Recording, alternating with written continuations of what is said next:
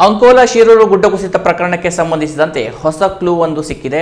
ಎರಡನೇ ಬಾರಿ ಗಂಗಾವಳಿ ನದಿಯಲ್ಲಿ ಇಳಿದು ಶೋಧ ಕಾರ್ಯಾಚರಣೆ ನಡೆಸಿದಾಗ ಮುಳುಗು ತಜ್ಞರಿಗೆ ಬಲವಾದ ಸಾಕ್ಷ್ಯವೊಂದು ಲಭಿಸಿದೆ.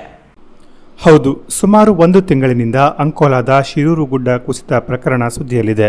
ಇದೀಗ ಮಂಗಳವಾರ ಈ ಪ್ರಕರಣಕ್ಕೆ ಸಂಬಂಧಿಸಿದಂತೆ ಹೊಸ ಸುದ್ದಿಯೊಂದು ಸಿಕ್ಕಿದೆ.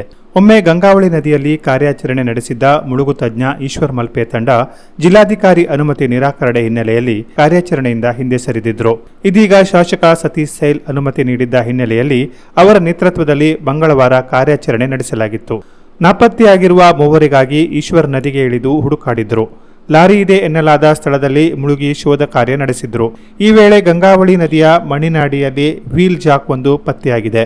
ನದಿಯಾಳದಲ್ಲಿ ಲಾರಿ ಇದೆ ಎನ್ನಲಾದ ಜಾಗದಲ್ಲೇ ಭಾರತ ಬೆಂಜ್ ಲಾರಿಯ ವೀಲ್ ಜಾಕ್ ಪತ್ತೆಯಾಗಿದ್ದು, ಇದು ನಾಪತ್ತೆಯಾಗಿರುವ ಕೇರಳದ ಲಾರಿ ಚಾಲಕ ಅರ್ಜುನ್ ಅವರದ್ದೇ ಎಂದು ಹೇಳಲಾಗುತ್ತಿದೆ.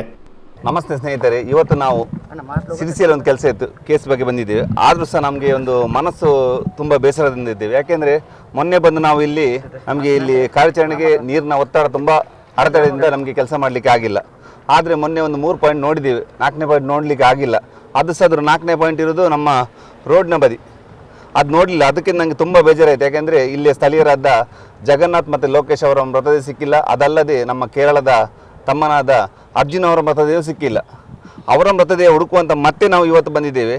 ಯಾಕೆಂದರೆ ಇಲ್ಲಿ ನಮಗೆ ಜಿಲ್ಲಾಡಳಿತ ಆಗಲಿ ಯಾರು ಸಹ ನಮಗೆ ಸಪೋರ್ಟ್ ಮಾಡೋದಿಲ್ಲ. ಯಾಕೆಂದರೆ ಇನ್ನೂ ಸಹ 1-2 ದಿನ ಹೋಗಲಿ ಅಂತ.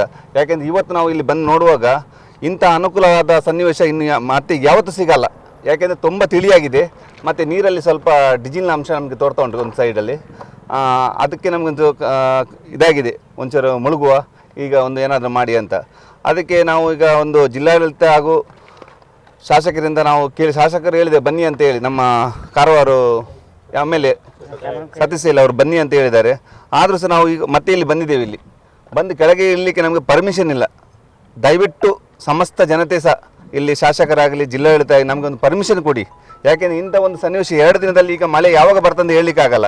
ಈಗ ನಮಗೆ 2 ಡೇಸ್ ಸಾಕು. 2 ದಿವಸದಲ್ಲಿ ಇನ್ನೂ ಸಹ ನಾವು ಮತ್ತೆ 3 ಜನ ನಮ್ಮ ಸ್ಕೂಬಾ ಡೈವರ್ ಮತ್ತೆ ಬರ್ತಾ ಇದ್ದಾರೆ, ನಮ್ಮ ಹುಡುಗರು.